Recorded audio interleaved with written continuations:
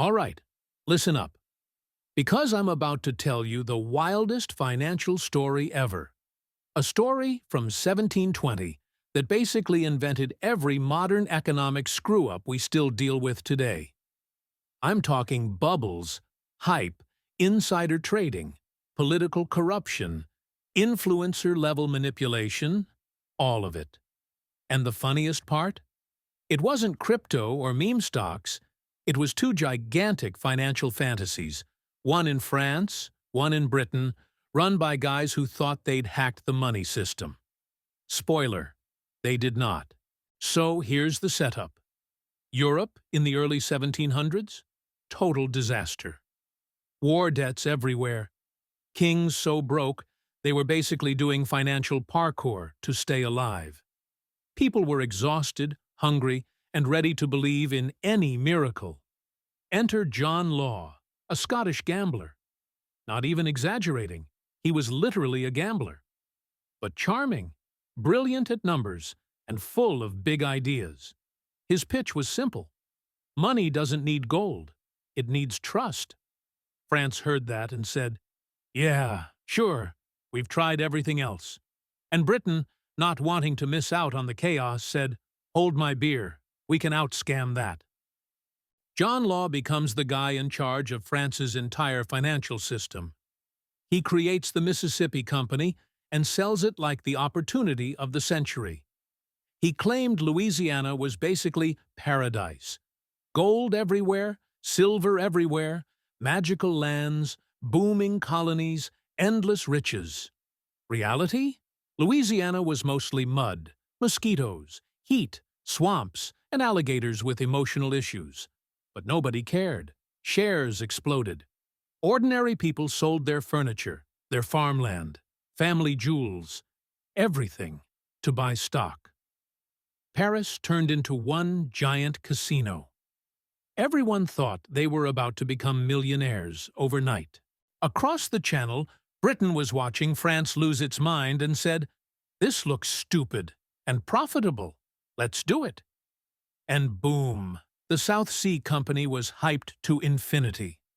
Their pitch was even crazier. "We're gonna make insane money trading with Spanish South America." Except Spain absolutely hated Britain and wasn't trading with them.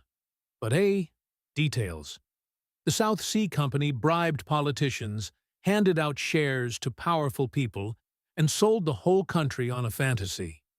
Share prices went vertical. People started acting like money grew on trees. And by 1720, Europe became a live-action meme.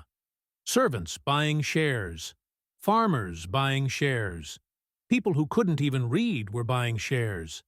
Wealthy ladies literally sent their maids to the market saying, "Just buy something, I don't care what."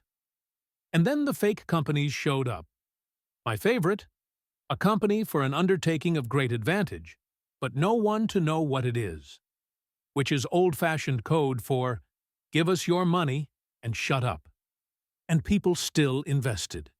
Pure FOMO, peak human chaos. But reality always shows up eventually. In France, people finally asked, "Hey, where's all that gold?" Spoiler, there was none.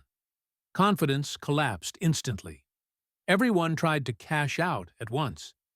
And the Mississippi system imploded like a soggy cardboard castle. In Britain, insiders quietly dumped their South Sea shares at the very top. Regular people noticed.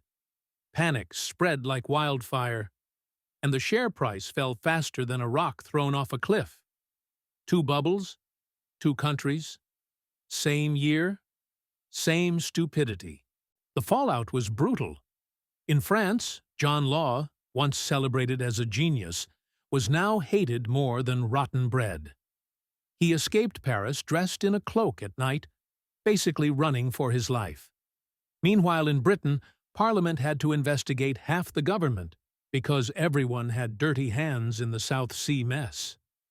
Families were ruined. Banks collapsed. People who were rich on Monday were broke by Friday. 1720 was one of the biggest financial hangovers in history. But here's something people never talk about. What everyday life actually felt like during the 1720 bubble. Imagine walking through the streets of Paris or London in that year, shops buzzing with rumors, strangers arguing about stocks the same way people argue about crypto meme coins today. Taverns full every night, some folks bragging about their new wealth, others panicking that prices were getting too high. Everyone suddenly acted like financial experts, even people who couldn't do basic math. Old friends stopped speaking because one got rich and the other didn't. Families begged sons to quit their jobs and buy shares instead. Even street vendors joked about investing the day's earnings. It was a weird mix of excitement, greed, fear, and pure chaos. For a few months, the whole of Europe lived inside one giant dream. A dream where you didn't work for wealth, you just waited for your shares to magically multiply. And honestly, it felt amazing until it didn't. And since we're being honest, let's talk about something deeper. Why humans fall for the same hype again and again. Whether it's 1720, 1929, 2008, or the latest crypto boom, people always think this time is different. But our brains are wired for shortcuts. We love stories. We love dreams. We love the idea that there's a secret path to quick success. And when we see others getting rich, even if it makes no sense, we want in. The investors in 1720 weren't stupid. They were human. They got caught in a mix of hope, fear, pressure, and that magical feeling that maybe, just maybe, life could change overnight. The problem is that bubbles don't burst because of numbers. They burst because of emotions. Once fear replaces excitement, the whole thing collapses instantly. And that's exactly what happened in 1720. Not because the math broke, but because the story broke. And here's the twist that blows my mind. This massive disaster didn't destroy finance. It created modern finance. After the chaos, governments realized something big. Okay, we need rules, real ones, and adults running this thing. So we got the foundations of capitalism as we know it. Stock markets, regulations, balance sheets, central banks, transparency, accounting. All born from the ashes of the 1720 madness. So yeah, the Mississippi bubble and the South Sea bubble weren't just two goofy financial disasters. They were the blueprint for how human greed, hope, fear, and FOMO shaped the economy we live in today. And honestly, look around. Crypto booms, meme stocks, housing bubbles. We're still playing the same game.